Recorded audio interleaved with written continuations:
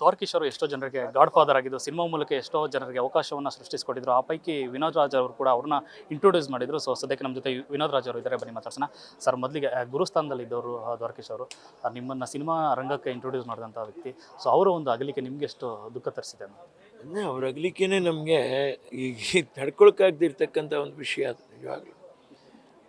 ಯಾಕಂದರೆ ಗುರುಸ್ಥಾನದಲ್ಲಿರ್ತಕ್ಕಂಥ ಒಬ್ಬ ವ್ಯಕ್ತಿ ನಮ್ಮನ್ನು ಬಿಟ್ಟು ಇಷ್ಟು ಬೇಗ ಅಗಲ್ತಾರೆ. 81 ವಯಸ್ಸು. 81 ವಯಸ್ಸಲ್ಲಿ ನನ್ನ ತಾಯಿಯವರು ತುಂಬ ಆ್ಯಕ್ಟಿವ್ ಆಗಿದ್ದರು, ಚೆನ್ನಾಗಿದ್ದರು. 86, 87ರಲ್ಲಿ ಅವರು ಅದೇ ಕೊರೋನಾ ಸಮಯದಲ್ಲಿ ಜಾರು ಬಿದ್ದಾಗ ಅವ್ರಿಗಾಗಿರುವಂಥ ನೋವು ಅಷ್ಟು ಬಿಟ್ಟರೆ ಅವರಿಗೆ ಇನ್ನೂ ಏನಂಥ ಪರಿಸ್ಥಿತಿ ಇಲ್ಲ. ಸ್ವಲ್ಪ ಹೆಚ್ಚು ಕಡಿಮೆ ನಾನು ನನ್ನ ತಾಯಿಯವ್ರ ಜೊತೆಲಿ ಇರೋಕ್ಕಾಗದಿರುವಂಥ ಪರಿಸ್ಥಿತಿ. ಇವತ್ತು ದ್ವಾರಕೀಶ್ ಅವ್ರಿಗೆ ಇದಾಗಿದೆ, ಈ ಥರ ಆಗಿದೆ ಅಂದರೆ ನನಗೆ ಹೀಗೆ ಅದೇ ಯೋಚನೆ ಆಗ್ತಾಯಿದೆ. ಏನಾಗ್ತಾಯಿದೆ, ಏನು ವ್ಯತ್ಯಾಸ ಆಗಿದೆ, ಏನು ತೊಂದರೆ ಆಗಿದೆ, ಯಾಕೆ ಒಳ್ಳೆ ಚೆನ್ನಾಗಿ ಕಾಫಿ ಕುಡಿದರೆ ಕುಡಿದು ನನಗೆ ಹಾರ್ಟ್ ಅಟ್ಯಾಕ್ ಆಗಿದೆ. ಈ ಹಾರ್ಟ್ ಅಟ್ಯಾಕಿಗೆ ಏನು ಕಾರಣ ಅನ್ನುವಂಥದ್ದೇ ನಾವು ಇವಾಗ ಡಾಕ್ಟ್ರುಗಳಿಂದ ಊಹಿಸಿಕೊಡೋಕ್ಕಾಗ್ತಾ ಇಲ್ಲ. ಇವರೇ ನಾನು ಎಲ್ಲರಿಗೂ ಕೂತ ಜಾಗದಲ್ಲಾದರೂ ಸಿಂಪಲ್ಲಾಗಿ ಪ್ರಾಣಾಯಾಮ ಮಾಡೋದು ನಾವು ಎಲ್ಲರೂ ಯುವಕರಿಂದ ಹಿಡಿದು ಎಲ್ಲರೂ ಕಲಿಬೇಕು. ದೊಡ್ಡದಾಗಿ ಗಂಟೆಗಟ್ಟಲೆ ನಾವು ಮಾಡಲಿಲ್ಲ ಅಂದರೂ ಕೂಡ 2 ನಿಮಿಷ 3 ನಿಮಿಷ ಆದರೂ ಪ್ರಾಣಾಯಾಮ ಮಾಡೋದಕ್ಕೆ ಗೊತ್ತೇ ಇಲ್ಲ ರೀ. ಅದಕ್ಕೆ ಯಾವಾಗ ಬೇಕಾದರೂ ಮಾಡ್ಬೋದು, ಯಾವಾಗ ಬೇಕಾದ್ರೂ. ಯಾಕಂದರೆ ಡಾಕ್ಟ್ರ್ ನಾಗಮಲ್ಲೇಶ್ ಅವರು ನನಗೆ ಹೇಳಿದರು, ಡ್ರೈವ್ ಮಾಡ್ತಾ ಇರ್ತೀವಿ, ಟೆನ್ಷನ್ ಆಗುತ್ತೆ, ಗ್ಯಾಸ್ಟ್ರಿಕ್ ಥರ ಹಿಡ್ಕೊಂಡು ಒಂದ್ಸರಿ ಉಸಿರನ್ನ ಗಟ್ಟಿಯಾಗಿ ಹಿಡ್ಕೊಳ್ಳಿ, ಒಂದು 5 ಕೌಂಟ್ ಮಾಡಿರಿ, ರಿಲೀಸ್ ಮಾಡಿರಿ. ಆ ಸ್ಟೆಂಟಿಂಗ್ ಏನಿದೆಯೋ ನಾವು ಹಾಕಿರೋದು ಹಿಂಗೆ ಓಪನ್ ಆಗುತ್ತೆ, ಇದು ಅಭ್ಯಾಸ ಮಾಡ್ಕೊಳ್ಳಿ. ನಮಗೇನು ತಲೆಯಲ್ಲಿ ಏನು ಹೇಳಬೇಕು ಅಂತ ನಮ್ಗೆ ಗೊತ್ತಾಗ್ತಾ ಇಲ್ಲ ರೀ. ಈ ಸಮಯದಲ್ಲಿ ಏನು ಅನ್ನಿಸ್ತದೆ, ಅವ್ರು ಇರಬಾರ್ದ ಅಂತ ಅನ್ನಿಸ್ತದೆ. ನಾವೇನು ಹೇಳಿ ದ್ವಾರಕೀಶ್ ಅವ್ರಿಗೆ ನಿಮ್ಮನ್ನು ಮತ್ತು ನಿಮ್ಮ ತಾಯಿಯವ್ರ ಕಂಡ್ರೆ ತುಂಬ ವಿಶೇಷ ಪ್ರೀತಿ ಆಗ್ತದೆ. ಎಷ್ಟೋ ಸರಿ ಎಷ್ಟೋ ವೇದಿಕೆಯಲ್ಲಿ ನಿಮ್ಮ ಬಗ್ಗೆ ಮಾತಾಡಿದರೆ, ಆರೋಗ್ಯವನ್ನು ವಿಚಾರಿಸಿ. ಹಿಂದಿಂದ ಅವ್ರು ಕಂಟಿನ್ಯೂಸ್ ಆಗಿ 2 ಪಿಕ್ಚರ್ ಬೇರೆ ಯಾರನ್ನೂ ಕಂಟಿನ್ಯೂಸ್ ಆಗಿ ಹಾಕೊಂಡು ಮಾಡಿಲ್ಲ. ವಿನೋದ್ ರಾಜ್ನ ಹಾಕೊಂಡು ಅವ್ರು ಮಾಡಿದ್ರು. ಅವ್ರಿಗೆ ಗೊತ್ತು ವಿನೋದ್ ರಾಜ್ ಏನು ಅಂತ ಹೇಳ್ಬಿಟ್ಟು, ಅವ್ರಿಗೆ ಗೊತ್ತು ಲೀಲಾವತಿ ಅಮ್ಮನವ್ರು ಏನು ಅಂತ ಹೇಳ್ಬಿಟ್ಟು, ನಮ್ಮ 3 ಜನರ ಬಗ್ಗೆ ಅಭಿಮಾನಿಗಳಿಗೆ ಗೊತ್ತು ನಾವೇನು ಅಂತ ಹೇಳ್ಬಿಟ್ಟು. ಯಾವ ರೀತಿ ವರ್ಣನೆ ಮಾಡಬೇಕು ಪ್ರತಿಯೊಬ್ಬರ ಹತ್ರ ನೀವು ಒಂದು ದಿವಸ ಕೇಳಿದಾಗ ಹೇಳ್ತಾರೆ, ದ್ವಾರಕೀಶ್ ಅವರು ಏನು ಕಷ್ಟಪಟ್ಟರು ನಮ್ಮನ್ನು ಮುಂದೆ ತರೋಕ್ಕೆ, ಎಷ್ಟು ಎದುರಿಸಿದ್ರು ಅವರು ನಮ್ಮನ್ನು.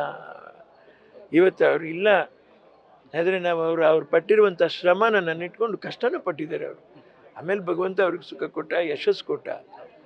ನಂತರ ಅವ್ರು ಕಂಟಿನ್ಯೂ ಮಾಡ್ಕೊಳಕ್ಕಾಗಲಿಲ್ಲ. ಕಂಟಿನ್ಯೂ ಮಾಡಲಿಲ್ಲ ಅಂತಂತ ಹೇಳ್ಬಿಟ್ಟು ನಾವು ನೊಂದ್ಕೊಳ್ಳಿಲ್ಲ, ನಾವು ಬೇಜಾರು ಮಾಡ್ಕೊಳ್ಳಿಲ್ಲ. ತಾಯಿ ಮಕ್ಕಳು ನಮ್ಮಮ್ಮ ಅವ್ರು ನನಗೋಸ್ಕರ ಸಿನಿಮಾ ಮಾಡಿದ್ರು. ಆ ಪರಿಸ್ಥಿತಿಗಳು ಅವ್ರಿಗೆ ಗೊತ್ತಿರತ್ತೆ, ಅವ್ರ ಮಕ್ಳಿಗೆ ಗೊತ್ತಿರತ್ತೆ. ಪಾಪ ಅವ್ರು ಹೇಳ್ಕೊಳಕ್ಕಾಗಲ್ಲ. ಅರ್ಥಾಗ್ತಾ ಇದ್ರಾ? ಹಾಗಾಗಿ ಅಭಿಮಾನಿಗಳಿಗೆ ಬಿಟ್ಟಿರೋವಂಥದ್ದು. ಆದರೆ ನನಗೇನು ನೋವು ಅಂತಂತ ಹೇಳಿದ್ರೆ, ಅವರು ಇಲ್ಲದೆ ಇರುವಂಥದ್ದು ತುಂಬ ನೋವು. ಅವ್ರು ಇಲ್ಲದೆ ಇರುವಂಥದ್ದು ಇವತ್ತು ಈ ಥರ ಆಯ್ತಲ್ಲ. ನಮ್ಮನ್ನು ಬೆಳೆಸ್ಬಿಟ್ಟವರು ಈ ಎತ್ತರಕ್ಕೆ ಇವತ್ತಿಗೂ ನನ್ನನ್ನು ನೆನೆಸ್ಕೊಳ್ಳೋದೇ ಡ್ಯಾನ್ಸ್ ಅಂತ ಹೇಳ್ಬಿಟ್ಟು. ಮೊನ್ನೆ ನಾನು ಮಹಾನಟಿಗೆ ಹೋದಾಗ ಸುಮ್ಮನೆ ಹಾಕಿದ್ರು ನನ್ನ ಜಯದಲ್ಲಿ ಮೂಮೆಂಟ್ ಬರ್ತಾ ಇದೆ ಅಂತ ಹೇಳಿದ್ರೆ ಅದಕ್ಕೆ ಕಾರಣನೇ ನಮ್ಮ ದ್ವಾರಕೀಶ್ ಅವರು. ದ್ವಾರಕೀಶ್ ಅವರ ಒಂದು ಮೇಕಿಂಗ್ ಮತ್ತು ಕ್ವಾಲಿಟಿ ಇಲ್ಲ, ಆ ಕಾಲಕ್ಕೆ ಕನಸ್ಕಾರ ಆಗಿರೋ ದೊಡ್ಡ ಕನಸ್ಕಾರ ಆಗಿದ್ರೆ. ಆ್ಯಕ್ಚುಲಿ ನೀವು ಹೇಳ್ತೀರ ಒಂದಷ್ಟು ಉದಾಹರಣೆ ಅಡಿತಾ ಅವರು ಆ ಥರದ್ದೆಲ್ಲ ಗ್ರೇಟು. ನೋಡ್ರಿ 9.8 ಲೆನ್ಸು ಹಾಕ್ಬಿಟ್ಟು ಬಂದು ನನಗೆ ಹೇಳೋರು, ನೀನು 9.8 ಲೆನ್ಸ್ ಹಾಕಿದ್ದೀನಿ ಕಸು, ವೈಡ್ ಆ್ಯಂಗಲ್ ಅದು, ಈ ಕಡೆ ಪಕ್ಕಕ್ಕೆ ಬಂದರೆ ಮುಖ ಒಂಥರ ಕಾಣುತ್ತೆ, ಇಲ್ಲೇ ನಿಂತ್ಕೊಂಡು ನೀನು ಅಭಿನಯ ಮಾಡಬೇಕು. ಎಲ್ಲ ಲೆನ್ಸ್ದು ನಾಲೆಡ್ಜ್ ಇರುವಂಥ ವ್ಯಕ್ತಿ, ಶಾರ್ಟ್ಸ್ ನಾಲೆಡ್ಜ್ ಇರುವಂಥ ವ್ಯಕ್ತಿ. ಇವತ್ತು long shot, mid shot, close shot ಏನು, ಟ್ರಾಲಿ ಶಾಟ್ ಏನು, ಮಾಸ್ಟರ್ ಶಾಟ್ ಏನು, ಮಾಸ್ಟರ್ ಶಾಟ್ ಆದಮೇಲೆ ಕ್ಲೋಸ್ ಯಾವ ಕಡೆ ರೈಟ್ ಲೆಫ್ಟ್ ಹಿಂಗೆ ಕಟ್ ಮಾಡಬೇಕು, ಯಾರಿಗೂ ಅದರ ಒಂದು ಪರಿಜ್ಞಾನನೇ ಇಲ್ಲ ರೀ. ಲಾಸ್ಟಲ್ಲಿ ಎಡಿಟಿಂಗ್ ಟೇಬಲಲ್ಲಿ ಕೂತ್ಕೊಂಡು ಇವತ್ತು ನಿಮ್ಗೆ ಎಡಿಟಿಂಗ್ ಟೇಬಲ್ನಲ್ಲಿ ಬ್ಲಾಕಿಂಗ್ ಚೇಂಜ್ ಮಾಡಿಬಿಡ್ಬೋದು, ಕರೆಕ್ಟಾ? ಫೈನಲ್ ಕಟ್ ಪ್ರೋನ ಇವತ್ತು ಇನ್ನೂ ಲೇಟೆಸ್ಟಾಗಿ ಎಷ್ಟೋ ಬಂದುಬಿಟ್ಟಿದೆ, ಅದು ಮಾಡ್ಬೋದು. ಆದರೆ ಆ ಕಾಲಕ್ಕೆ ರೈಟ್ ಲೆಫ್ಟ್ ನೋಡ್ಕೋಬೇಕು. ಕಲಾವಿದ ಎಡದಿಂದ ಬಲಕ್ಕೆ ಹೋದಂದ್ರೆ ನಿನ್ನ ಕಣ್ಣು ದೃಷ್ಟಿನೂ ಆಗಿ ಹೋಗ್ಲೇಬೇಕಲ್ವಪ್ಪ. ಒಂದು ವೇಳೆ ಲೈಟಿಂಗ್ ಇಲ್ಲ ಅಂತ ಬ್ಲಾಕ್ ಚೇಂಜ್ ಮಾಡಿ ಆಪೋಸಿಟ್ ಆ್ಯಂಗಲ್ ಇಟ್ಟರು ಕೂಡ ಎಡದಿಂದ ಬಲಕ್ಕೆ ಹೋದರೆ ಬಲದಿಂದ ಎಡಕ್ಕೆ ತೋರಿಸ್ಬೇಕಾಗತ್ತೆ ನೀನು. ಇದು ಚೀಟ್ ನಾಲೆಡ್ಜ್ ಇರಬೇಕು, ಅದಕ್ಕೆ ಕಾನ್ಸಂಟ್ರೇಷನ್ ಇರಬೇಕು ಅಂತ ಹೇಳೋರು. ಶಾರ್ಟ್ ಮುಗಿದ ತಕ್ಷಣ ಕೂತ್ಕೊಳ್ಳೋದಲ್ಲ, ನೋಡಬೇಕು, ಅರ್ಥ ಮಾಡ್ಕೊಬೇಕು ಅಂತೇಳಿ. ಮಹಾನ್ ವ್ಯಕ್ತಿ, ಯೂನಿವರ್ಸಿಟಿ.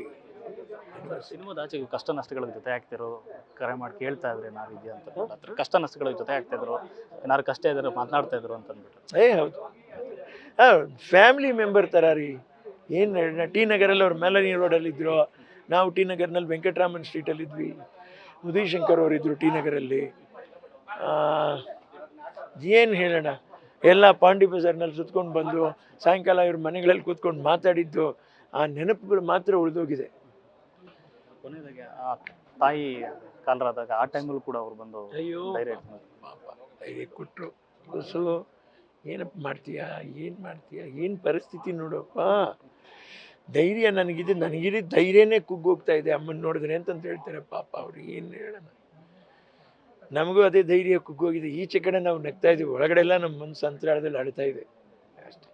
ನಾವಿದ್ದರೆ ಜೀವನದಲ್ಲಿ ಒಂದಷ್ಟು ಕಾಲ ಒಳ್ಳೆ ಕೆಲಸಗಳು ಮಾಡ್ಕೊಂಡು ಹೋಗೋದೇ ಇನ್ಮೇಲೆ ಸಿನಿಮಾ, ಏನು ಒಳ್ಳೆ ಕೆಲಸ ಮಾಡ್ಕೊಂಡು ಹೋಗೋದು ಇನ್ಮೇಲೆ ಸ್ಕ್ರಿಪ್ಟು, ಒಳ್ಳೆ ಕೆಲಸ ಮಾಡ್ಕೊಂಡು ಹೋಗೋದೇ ಜೀವನ. ಒಳ್ಳೆ ಕೆಲಸ ಏನು ಬೇಕಾದರೂ ಆಗ್ಬೋದು. ಬೀದಿಲಿರೋ ಒಬ್ಬ ಬಡವ ಊಟಕ್ಕಿಲ್ಲ ಸ್ವಾಮಿ ಅಂತ ಹೇಳಿದ್ರೆ ಅವನ ಜೊತೆಲಿ ಕೂತ್ಕೊಂಡು ಊಟ ಮಾಡಿಸಿ ನಾವು ಊಟ ಮಾಡಿದ್ರು ಶ್ರೇಷ್ಠ ಅಷ್ಟೇ. ಇತ್ತೀಚೆಗೆ ಅವ್ರು ಮಾತಾಡೋದು ನೆನಪಿದೆಯಾ ಸರ್? ರೀಸೆಂಟಾಗಿ ಏನಾದ್ರು ಭೇಟಿಯಾಗಿದ್ರೆ ಹೇಳ್ಬಿಟ್ಟಿದ್ದೀನಿ, ಸುಮಾರು ಹೇಳ್ಬಿಟ್ಟಿದ್ದೀನಿ ಅಪ್ಪಾಜಿ. ನಾನು ರೀಸೆಂಟಾಗಿ ಮಾತಾಡಿ ನನಗೆ ಚಿತ್ರೀಕರಣದ ಸಮಯದಲ್ಲೂ ಅದು ಬಿಟ್ಟಾಗಲೂ ಹೇಗೆ ನಾವು ಇರಬೇಕು, ಯಾವ ರೀತಿ ನೀನು ಮಾತಾಡಬೇಕು, ಸ್ಪಷ್ಟತೆ ಹೇಗಿರಬೇಕು, ನಿನ್ನ ಮೈಂಡು ಫಿಕಲ್ ಮೈಂಡ್ ಆಗಬಾರ್ದು, ಕಾನ್ಸಂಟ್ರೇಷನ್ನಲ್ಲಿರಬೇಕು, ಶಾರ್ಟ್ ಇಟ್ಟಾಗ ಅಲ್ಲಿ ಇಲ್ಲಿ ನೀನು ನೋಡಬಾರ್ದು, ಅಷ್ಟುವರೆಗೂ ನಮ್ಮನ್ನು ಗೈಡ್ ಮಾಡಿದವರು. ನನ್ನ ತಾಯಿಯವರು ಅಷ್ಟೇ. ನೋಡು ಅಮ್ಮ ಅಲ್ಲಿ ಕೂತ್ಕೊಂಡು ನೀನು ನೋಡ್ತಾನೆ ಇದ್ದಾರೆ ಅಂತ ತಾಯಿಯವರು ಗಂಡು ಮಗ ಅನ್ನುವಂಥದ್ದು ಅವ್ರಿಗೆ ಇದಿಲ್ಲ. ನನ್ನ ಮಗ ಕರೆಕ್ಟಾಗಿರಬೇಕು ಅಂತ ಪ್ರತಿ ಟೈಮಲ್ಲೂ ಸ್ಕೂಲಿಂದ ಇಲ್ಲಿವರೆಗೂ. ಅದೇ ರೀತಿ ದ್ವಾರಕೀಶ್ ಅವರು ಹೊಸ ಹುಡುಗನ ನಾನು ಪರಿಚಯ ಮಾಡ್ತಾಯಿದ್ದೀನಿ, ನೀವು ಹಿಂಗೆ ಮಾಡ್ತಾನೋ ಮಾಡ್ತಾನೋ ಅಂತ ಹೇಳೋದು ಧೈರ್ಯವಾಗಿ ಹೇಳ್ಬಿಟ್ರು. ಒಳಗಡೆ ನನ್ನನ್ನು ಅಷ್ಟು ತಿದ್ದಿದ್ದಾರೆ ಅವರು. ಪಾಪ ಆ ಋಣ ನಾವು ಸಾಮಾನ್ಯವಾಗಿ ತೀರ್ಸೋಕ್ಕಾಗಲ್ಲ, ಕಷ್ಟ ಅದು. ಇದಿಷ್ಟು ವಿನೋದ್ ರಾಜ್ ಅವರು ಮತ್ತು ಕ್ಯಾಮ್ರಾ ಪರ್ಸನ್ ಪ್ರಶಾಂತ್ ಜೊತೆ Lokesh news first Bengaluru. News first ನಿರ್ಭೀತಿಯಿಂದ ನಿಮ್ಮ ಪರವಾಗಿ.